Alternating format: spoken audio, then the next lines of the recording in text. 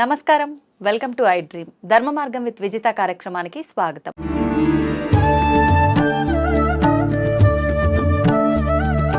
ప్రస్తుతం మనతో పాటు ఉన్నారు వేద పండితులు పవన్ కుమార్ శర్మ గారు. ఇప్పుడు వారితో మాట్లాడి మరిన్ని విషయాలు తెలుసుకునే ప్రయత్నం చేద్దాం. నమస్తే అండి. నమస్తే అమ్మ. ప్రస్తుతం మనం ఉన్నది క్రోధి నామ సంవత్సరం. అవును. నెక్స్ట్ మనం విశ్వవసునామ సంవత్సరంలో అడుగు పెట్టబోతున్నాం. అవును. ఎలా ఉండబోతోంది శ్రీ విశ్వవసునామ సంవత్సరం అంతా కూడా? ఏ రంగాల వాళ్ళకి ఎలా ఉండబోతోంది? పంచాంగ శ్రవణం ఉగాది అనగానే షడ్రుచుల కలయిక ఉగాది పచ్చడి, నిజంగా వీటన్నిటి గురించి తెలియజేయండి. వీటితో పాటు నిజంగా ఉగాది రోజు ఆచరించాల్సిన విధి విధానాలు ఏంటో తెలియజేయండి. శ్రీ మహాగణాధిపతయే నమః. ఉగాది అనేటటువంటిది మనకి తెలుగువారికి వచ్చేటటువంటిది మొట్టమొదటి పండగ. అవునండి. అది చాలా ప్రత్యేకమైనటువంటిదిగా చెప్తారు. దీన్ని గతంలో యుగాది అని పిలిచేవారట. యుగాది అంటే యుగములన్నిటికీ కూడా ప్రారంభమయ్యేటటువంటిది అని అర్థం. బ్రహ్మగారు సృష్టిని ప్రారంభించినటువంటి రోజు అని అర్థం అన్నమాట. బ్రహ్మగారు సృష్టిని ప్రారంభించింది ఉగాది రోజున, అంటే చైత్ర శుద్ధ పాడ్యమి రోజున. ఆయన వర్క్ మొదలు పెట్టారు ఈ యొక్క సృష్టి అంతా కూడా. అందుకని దీన్ని ఏమన్నారంటే యుగాది అన్నారు అనమాట. బ్రహ్మగారు పనిని ప్రారంభించినటువంటి రోజు. దీన్నే మనం సంవత్సరానికి ప్రారంభం రోజుగా మనం తీసుకొని మన యొక్క కార్యములన్నీ కూడాను ఉగాది నుంచి సంవత్సరం పేరు మారడం ఇట్లాంటివన్నీ మనం మొదలు పెడుతున్నాం. వచ్చేటటువంటి పేరు విశ్వావసు అనేటటువంటి పేరు. అది చాలా గొప్పదైనటువంటి పేరు. ఇదొక గంధర్వుడికి ఉన్నది ఈ పేరు. విశ్వావసు అనేటటువంటి గంధర్వుడికి ఈ యొక్క పేరు ఉన్నది. ఈ విశ్వావసు అనేటటువంటి గంధర్వుడికి ఈ పేరు ఉండడం వల్ల చాలామంది వివాహములు కానటువంటి వాళ్ళకి ఈ విశ్వావసు గంధర్వుడిని పూజించడం కూడా మనకు ఒక సంప్రదాయంలో ఉంది. అందువల్ల ఈ సంవత్సరం అంతా మనం కోరుకోవాల్సింది, ఎవరెవరికి వివాహములు కావాలో వాళ్ళందరూ కూడా ఈ సంవత్సరానికి వివాహం అయిపోయి చక్కగా వాళ్ళందరూ సుఖమైనటువంటి జీవనం చేయాలి. ఇది చాలా గొప్ప పేరు కలిగినటువంటి సంవత్సరం. ఇక ఇందులో మనం ఆచరించవలసిన విధి విధానాల గురించి మాట్లాడుకుంటే, ఉదయాన్నే మనం ఏ పండగ అయినప్పటికీ మనకి సనాతన ధర్మం చెప్పడం బ్రాహ్మీ ముహూర్తంలో నిద్రలేవడం. ఎందువలన అంటే సూర్యోదయానికి తర్వాత నిద్రలేచినటువంటి వారికి, సూర్యోదయాత్ పూర్వమే నిద్రలేచినటువంటి వారికి ఉన్నటువంటి వ్యత్యాసాన్ని మనం ఏ శాస్త్రము మనకి చెప్పక్కర్లేదు, సహజంగా మనం అందరిలో గమనించవచ్చు. ఉదాహరణగా 5 గంటలకి లేచి కాసేపు వాకింగ్ చేసి 7 అయ్యేసరికి స్నానం కాఫీ కాస్త అవి పూర్తి చేసుకునే వాళ్ళ యొక్క మైండ్ సెట్ ఎలా ఉంది, 7:30 8 గంటలకి దుప్పటి తీసేటటువంటి వాళ్ళ యొక్క స్థితి ఎలా ఉంది అంటే వాళ్ళకి ఎప్పుడు లేజినెస్గానే ఉంటుంది. అందుకనే మన పెద్దవాళ్ళు 7 8 గంటలకి రోగం వచ్చిన వాడు తప్ప అన్యులైనటువంటి వాళ్ళు, ఉత్సాహంగా ఉన్న వాళ్ళు ఎవరు కూడా పడుకోకూడదు అంటూ ఉండేవారు. నీకు కావాలంటే మధ్యాహ్నం పడుకో 1 గంట సేపు, కానీ 6 దాటిన తర్వాత 9 గంటల వరకు, అంటే సూర్యుడు వచ్చేటటువంటి ఆ సందర్భంలో కనుక నువ్వు పడుకున్నావు అంటే నీ ఖాతాలో నుంచి ఆ డే డిలేట్ అయిపోయినట్టు అర్థం. ఎందుకంటే ఇంకా ఆ రోజు ఏ పని కాదు. ఆ లేజినెస్ కంటిన్యూ అవుతూ ఉంటుంది అనమాట. మనకి 2ంటికే అదే మూడు ఉంటుంది, సాయంత్రం 6 గంటలకే అదే మూడు ఉంటుంది. నిద్ర లేవగానే తింటాం, తినంగానే మళ్ళీ మనకి నిద్ర వస్తుంది. అందువలన ఉదయం నిద్ర లేవడం మీద చాలా ప్రత్యేకమైన విభాగాన్ని చెప్పారు. మన సైన్సు, మన యోగా, మన ఆరోగ్య సూత్రములు అన్నీ అవే మాటలు చెప్తున్నాయి. అందుకని ఉగాది రోజు చేయాల్సిన మొట్టమొదటి పని ఏంటి?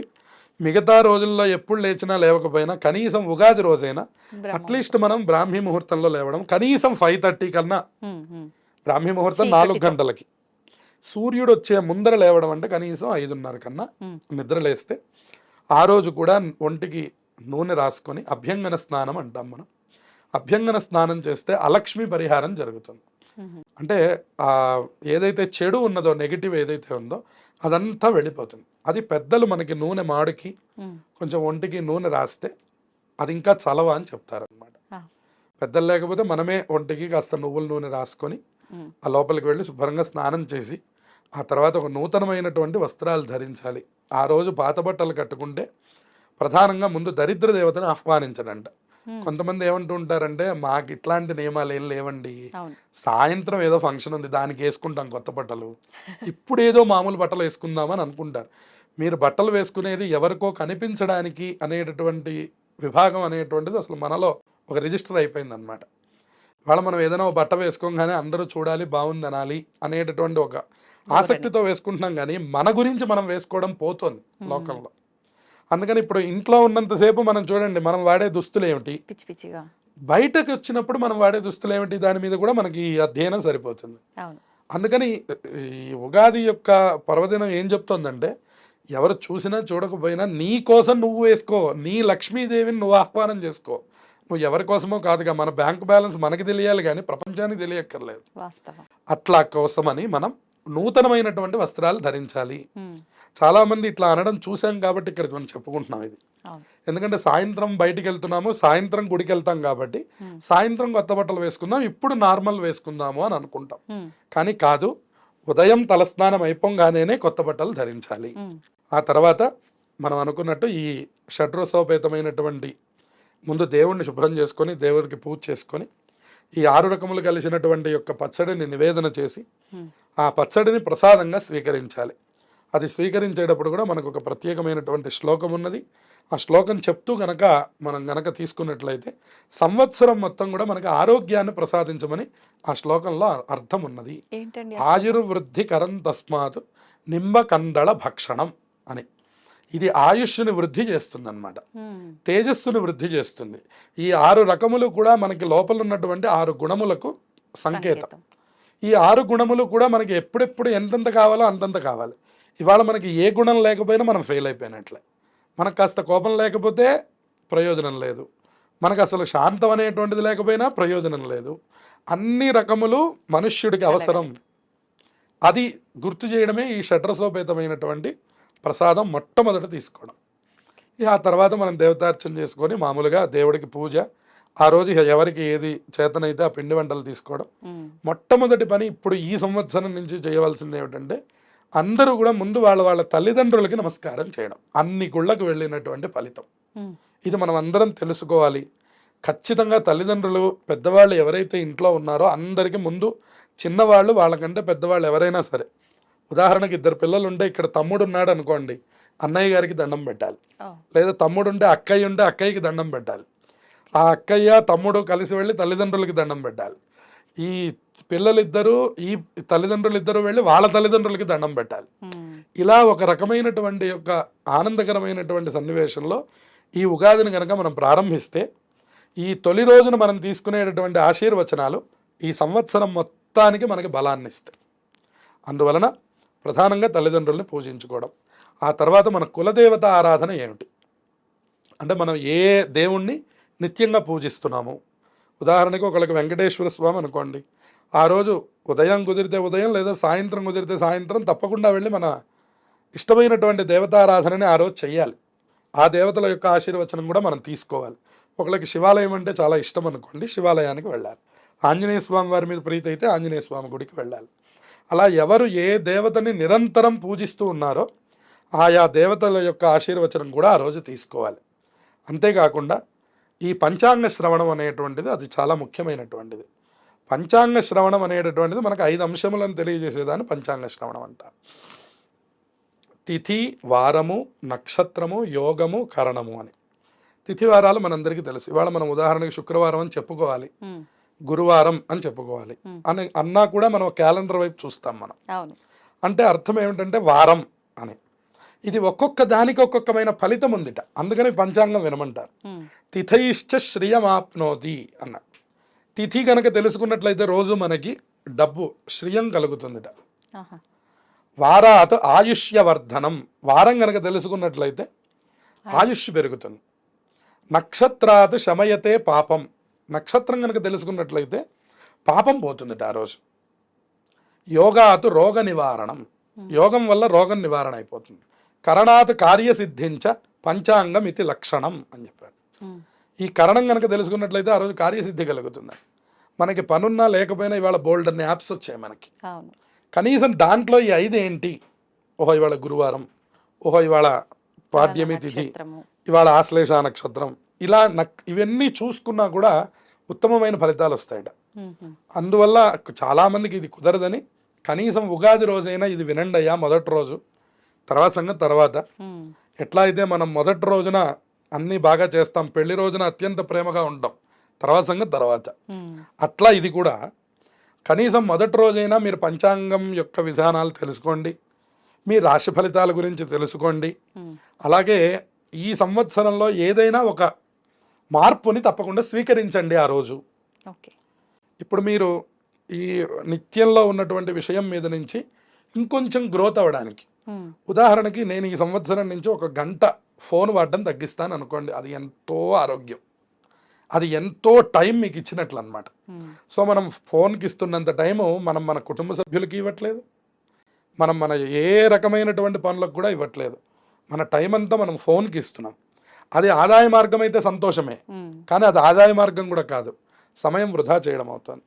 అందువలన నేను ఊరికనే ఫోన్ అనేటటువంటి మాట చెప్పాను, కానీ మీరు ఏదైనా ఒక అంశాన్ని ఒక ఛాలెంజ్గా తీసుకొని ఈ సంవత్సరంలో తప్పకుండా ఇది సాధించాలి అనే నియమం పెట్టుకొని తప్పకుండా ఆ రోజు ఆ పనిని చేసి అక్కడి నుంచి కంటిన్యూ చేసే ప్రయత్నాన్ని చేయండి. ఉదాహరణకి రాత్రిపూట భోజనం మానేస్తాను అని అనుకోవచ్చు, ఉదాహరణకి నేను రోజు ఒక 2 గంటలు వాకింగ్ చేస్తాను అనుకోవచ్చు. ఇలా ఏదైనా ఒక కొత్త మనకు ఉపయోగపడేటటువంటి ఒక కొత్త ప్రకరణాన్ని ప్రతి వయస్సు వాళ్ళు ప్రారంభం చేయాలి.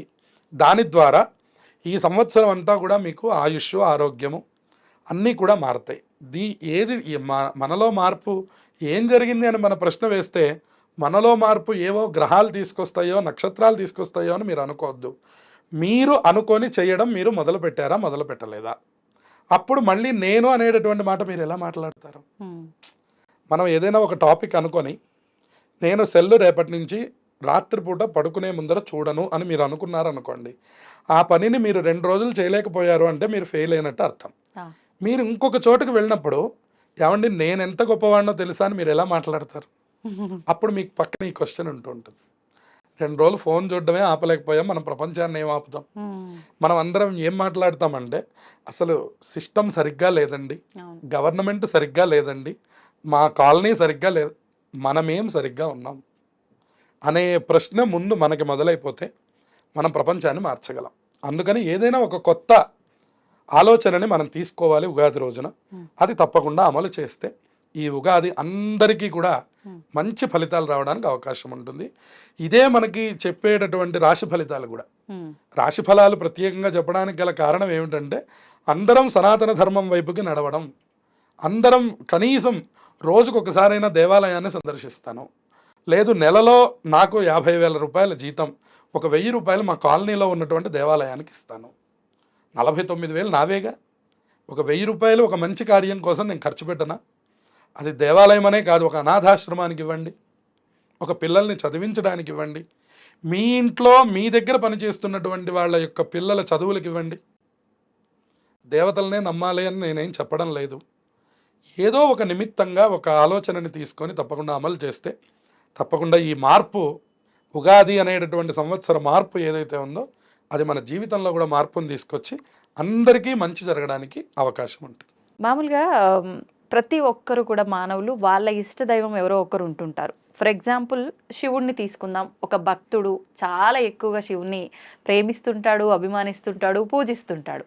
కానీ ఆయన అనుకున్నది నెరవేరకపోయినా, లేదు అంటే ఎంతసేపు నేను ఎన్ని పూజలు చేసినా నా శివయ్యకి, నేను ఇదే ఇబ్బందుల్లో ఇంకా ముందుకెళ్తున్నా కానీ ఒక్కటి కూడా నాకు తగ్గినట్టుగా అనిపించట్లేదు, ఇంకా రోజు రోజుకి ఇబ్బందుల్లో కూరుకుపోతున్నా, అసలు నిజంగా ఈయన దేవుడేనా అని చెప్పి అలా శివుణ్ణి నిందించే వాళ్ళు కూడా చాలా మంది ఉన్నారు. ఇష్టదైవం అనేది పక్కన పెట్టేస్తారు.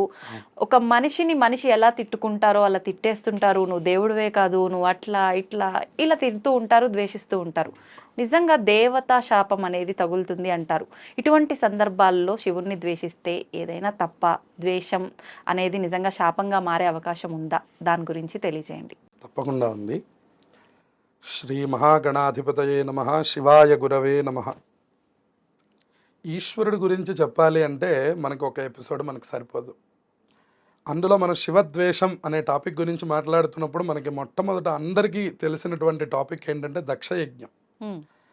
దక్షయజ్ఞం యొక్క మెయిన్ అజెండానే శివద్వేషం. ఆ శివుడు రాకుండా నేను యజ్ఞం చేస్తాను అని దక్ష ప్రజాపతి మొదలుపెట్టాడు.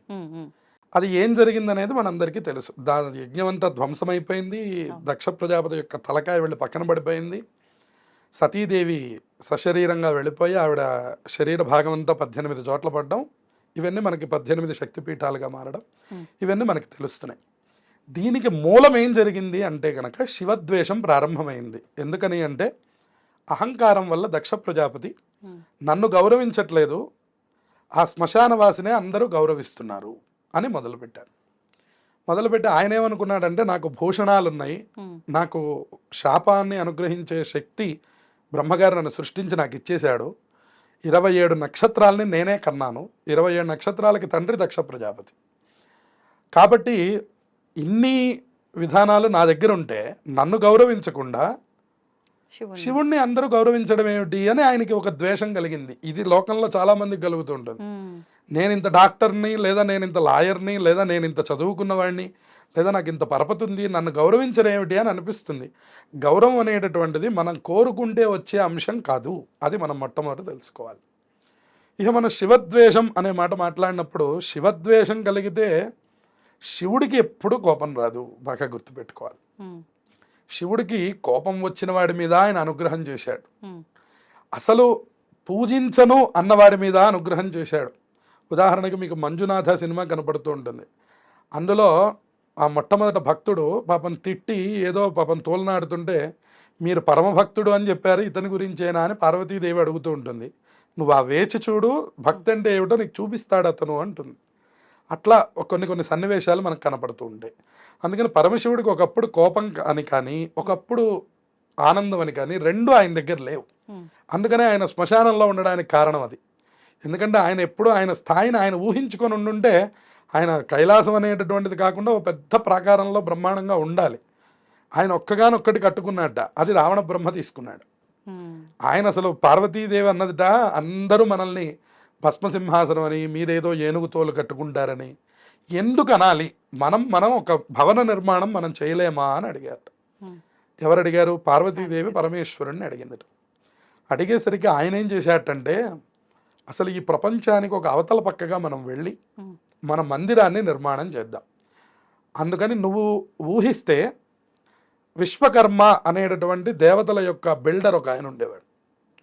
ఆయనకి నీ యొక్క ప్లాన్ కనుక చెప్పినట్లయితే శుభ్రంగా నిర్మాణం చేసి ఇచ్చేస్తాడు అని చెప్తే పార్వతీదేవి తన యొక్క ఊహతో మొత్తం మీద బ్రహ్మాండమైనటువంటి నిర్మాణం జరిపించింది ఆ రావణాసురుడు విశ్వకర్మతో. రావణాసురుడు పౌరోహిత్యానికి వచ్చాడు. వచ్చి ఆ భవనం అంతా చూశాడు. పురోహితుడికి సహజంగా ఏదైనా దక్షిణ ఇవ్వాలి, వాళ్ళు సంతోషపడేటట్టుగా అని మనకి ధర్మశాస్త్రం చెప్తున్నది. ఆయన అడిగాడు, ఈ భవనమే నాకు కావాలి అని అడిగాడు. వెంటనే పార్వతీ పరమేశ్వరులు చూసుకొని, ఓ మనకి ఇది ప్రాప్తం లేదు, అందున బ్రాహ్మడు అడిగాడు. Hmm. ఇవాళ మనం ఇక్కడ ఇంకొక చిన్న విషయాన్ని మనం ఇక్కడ మాట్లాడుకోవాలి. Hmm. ఇవాళ మన పిల్లలకి ఇవన్నీ కూడా అందట్లేదు. మొన్న వచ్చినటువంటి ఆదిపురుష్ అనేటటువంటి చిత్రంలో కూడా రావణాసురుణ్ణి ఒక మాంసం తినేవాడిగాను, ఏదో పెద్ద గద్ద వాహనమును దానికి ఏదో మాంసం పెట్టడం, ఇవన్నీ కూడా చూపించారు. ఆయన శుద్ధమైనటువంటి బ్రాహ్మణుడు. Hmm. ఆయన నిద్రలేస్తే సంధ్యావందనం చేసుకోవడం, శివారాధన చేయడం, ప్రతిరోజు కూడా సముద్ర తీరానికి వెళ్ళి సైకతం అనేటటువంటి లింగాన్ని చేసి దానికి పూజ చేసేవాడు అనమాట రావణ బ్రహ్మ. అందుకని ఆయన రావణ బ్రహ్మ అంటూ ఉంటారు ఆయన్ని. ఆయన అంత గొప్పవాడు అనమాట. అయితే ఈ రావణాసురుడు అడిగాడని చెప్పని పార్వతీ పరమేశ్వరులు ఇద్దరు కూడా ఆ ఇంటిని దానం చేసేసేసి రావణాసురుడికి వాళ్ళిద్దరూ మళ్ళీ బయలుదేరి మనం యథాతథంగా మనం వెళ్ళిపోదామని చెప్పని మళ్ళీ కైలాసానికి వచ్చేసింది. ఇక్కడ మనం శివద్వేషం అనే మాట మాట్లాడినప్పుడు శివద్వేషం కలిగినప్పుడు శివుడికి కోపం రాదు, కానీ చుట్టూ ఉండే ప్రమథగణాలు ఊరుకోవు. అందుకని శివుడు ఎప్పుడైతే సతీదేవికి దగ్ధమైందనేంత వరకు ఆయనకు కూడా కోపం రాలేదట. ఓ సతీ నువ్వు వెళ్ళొద్దు అని చెప్పాడు ఆయన. అంటే లేదు పుట్టింటి వారి దగ్గరికి పిలవకపోయినా కూడా వెళ్ళొచ్చు అని మనకి ధర్మశాస్త్రం ఉంది, కాబట్టి నేను వెళుతున్నాను అన్నది ఆవిడ. నువ్వు వెళ్తే ఇబ్బంది పడతావు అన్నారు. అవసరం లేదు, అయినా నేను వెళ్తాను, నా అక్క చెల్లెళ్ళు అందరూ వచ్చారు, నేను వెళ్ళకపోవడం ఏంటి, మా నాన్న హడావిడిలో పిలవలేదేమో నన్ను, కాబట్టి నేను వెళుతున్నాను, అయితే వెళ్ళు అని చెప్పాను. వెళ్ళారు. వెళ్ళేసరికి ఆ ఘోరమైనటువంటి అవమానం జరిగింది. ఎప్పుడైతే సతీదేవి కాలు రాసి భస్మం ద్వారా మనకి శరీరాన్ని అర్పణం చేసిందో అప్పుడు పరమశివుడు ఉగ్రుడైపోయినాడు. ఆయన ఉగ్రుడైపోయి తన జటని తీసి భూమికి వేసి కొట్టంగానే వీరభద్రుడు ఉద్భవించాడు. ఆ వీరభద్రుడు ప్రమథగణాలన్నీ కూడా వెళ్ళి ఒక్కొక్కళ్ళకి ఒక్కొక్క గాయం చేశాయి. ఏమిటి? సూర్యభగవానుడికి మూతి మీద గుద్దారట. ముందు ఉన్నటువంటి పళ్ళన్నీ ఊడిపోయినాయి. సరస్వతీదేవి ఆ సభలో ఉన్నందుకు గాను ఆ ప్రమథగణాలు వెళ్ళి ఆవిడ యొక్క పళ్ళను తీసేశారు. అందుకనే ఆవిడకి పాల పాయసం నివేదన పెడతారు.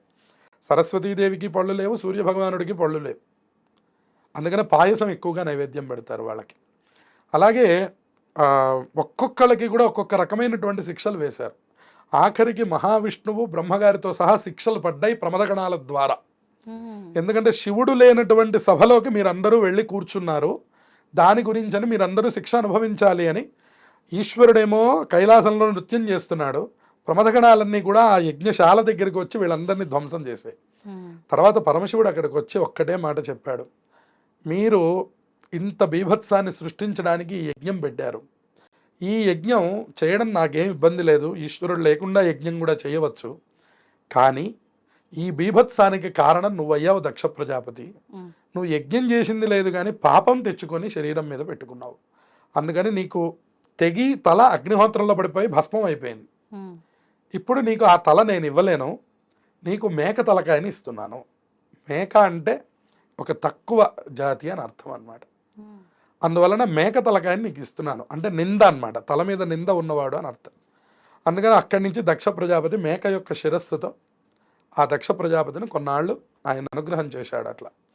అందువలన ఇక్కడ మనకు తెలుస్తున్నది ఏమిటి అంటే, శివనిందను గనక చేసినట్లయితే ఆ ప్రాంతం ప్రాంగణం ప్రమథగణాల ద్వారా ధ్వంసం అయిపోతుంది అని అర్థం అన్నమాట. ఈశ్వరుడు ఎప్పుడు కోపం తెచ్చుకోడు, ఆయన ఎంతో దయామయుడు. ఎందుకన్నా మనకి కాళహస్తీశ్వర మహాత్యంలో దుర్జటి గారు చెప్తారు, తిన్నాడు ఏదైతే మనం కన్నప్ప అంటున్నాం, మనం కన్నప్ప నోట్లో ఆయనకి తేవడానికి నీళ్లు తేవడానికి తగినటువంటి పరికరం లేకపోవడం వల్ల నోట్లో నీళ్లు పోసుకొని వచ్చి గండూషాంబు నిషేచనం పురరిపోహో దివ్యాభిషేకాయతే అన్నాడు. రోజు వేదమంత్రములు చెప్పి చెంబులతో పాలు పోసిన దానికంటే కూడా ఇది ఎంతో బాగుందన్నట్టు ఆయన. ఏమిటి అన్నట్ట, భక్తి చూశాడు ఆయన. కించిత్ భక్షిత మాంసశేష కబళం నవ్యోపహారాయతే అన్నట్టు. ముందు ఆయన ఏం చేశాడు, పరిగెడుతున్నటువంటి అడవి పందిని చంపేసి ఆ మాంసం అంతా తీసుకొని వచ్చి ముందు ఆయన తిన్నట్టు ఇది బాగుందా లేదా, తర్వాత తీసుకొచ్చి దేవుడి దగ్గర పెట్టాడు. ఆయన తిని ఇది చాలా బాగుంది, ఇది పెట్టచ్చు అని చెప్పని తీసుకెళ్ళి పెట్టాడు. అందుకని ఇక్కడ శ్లోకంలో ఏమన్నారంటే శంకరాచార్యుల వారు, కించిత్ భక్షిత మాంస శేష కబళం నవ్యోపహారాయతే. మనం పెట్టినటువంటి ప్రసాదాలు అన్నిటికంటే ఆయన అక్కడ భక్తిని చూసి ఇది నవ్యోపహారం, నవ్యం అంటే కొత్తదని అర్థం, ఇది ఎంతో బాగుందని అర్థం, అటువంటి ఆహారంగా స్వీకరించాడు. ఇదేంటయ్యా నువ్వు అట్లా స్వీకరించావేమిటంటే, భక్తి కిం నకరోత్యహో వనచరో భక్తావతంసాయకే. నేను ఎవరికి లొంగిపోతానయ్యా అంటే, భక్తి ఎవరి దగ్గర ఉన్నదో వాళ్ళకి నేను లొంగిపోతాను. అందుకనే నాకు భోళాశంకరుడు అని పేరు ఆయనకి. ఆయన భోళావాడు. ఆయన దగ్గరికి వెళ్ళి మనం భక్తి ప్రకటించాలే కానీ మనకి ఇవ్వనటువంటిది ఏదీ లేదు. అందుకనే మీరు చూడండి, రాక్షసులు శివారాధన చేశారు, దేవతలు శివారాధన చేశారు, మనుష్యులు శివారాధన చేశారు, ప్రమథగణాలు శివారాధన చేశారు. మీరు ఏ శ్మశానంలో శివాలయం ఉంటుంది, మన గ్రామంలో శివాలయం ఉంటుంది, 12 జ్యోతిర్లింగములు శివాలయములుగా ఉన్నాయి, అన్ని చోట్ల పరమేశ్వరుడు ఉన్నాడు, ఇంకా లేని ప్రదేశం ఏమున్నది. అందుకని చెప్పని ఈ నాయనార్లు అని మనకి తమిళనాడులో ఉంటారు. ఆవిడ ఒకసారి ఏం చేసేదారంటే, ఆ శివలింగం మీదకి కాలు పెట్టి పడుకున్నది ఆవిడ. వెంటనే గణపతి వచ్చి అడిగారట, ఏంటమ్మా శివలింగం మీదకి నువ్వు కాలు, అంటే మిగిలిన వాళ్ళని పెట్టమని కాదు ఇప్పుడు ఉద్దేశం. అంత స్థితిలోకి వెళ్ళిపోయిన తర్వాత మనకి శివలింగము ఇంకోటి తేడా ఏమీ తెలియదు మనకి, ఆ స్థాయి భక్తి రావాలి. ఆవిడకి వచ్చిన తర్వాత ఆవిడ ఏం చేశారటంటే, పక్కగా ఉన్నటువంటి శివలింగం మీదకి కాలు పెడితే గణపతి వారు వచ్చి అడిగారట, నువ్వు ఏమిటి కాలు అటు పక్కన పెట్టావేమిటని చెప్పని. ఓహో అక్కడ శివుడు ఉన్నాడా, మరి నా తల దగ్గర శివుడు లేడా ఇప్పుడైతే, అంటే నా తల దగ్గర శివుడు లేడా, కాళ్ళ దగ్గర ఉన్నవాడే శివుడా, కాదు కాదు అయితే అటు తిరిగి పడుకోమన్నట్టు. ఇటు తిరిగి పడుకుంటే ఇప్పుడు అయితే నా కాళ్ళ దగ్గర లేడా శివుడు, అంటే ప్రపంచమంతా శివుడుగా ఉన్నాడు అక్కడ. మళ్ళీ కాళ్ళ దగ్గర శివుడు ఉన్నాడండి, తల దగ్గర లేడండి, తల దగ్గర ఉన్నాడండి, కాళ్ళ దగ్గర లేడండి అంటే, ఇక్కడుండి అక్కడ లేడంటే మనం ఇంకా శివుడిని ఎక్కడ ధ్యానం చేస్తాం మనం. మీకు ఏది కనపడినా శివమయంగా ఉండాలి. అందుకనే మనం మన లోపల ఉన్నవాడిని కూడా శివం అనే అంటాం, ఇది పోతే శవం అయిపోయింది.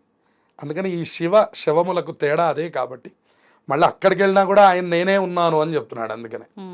అందుకనే కార్యక్రమం అంతా అయిపోయాక కూడా స్నానం చేసి శివాలయం దర్శనం చేసుకొని ఇంటికి వస్తారు. అందుకనే ప్రమథగణాలు, భూతప్రేతములు, మనుష్యులు, దేవతలు, సిద్ధులు అందరూ. అందుకనే బ్రహ్మమురారి సురార్చిత లింగం. ఎవరెవరు ఆరాధన చేశారు? బ్రహ్మ, మురారి, సురులు.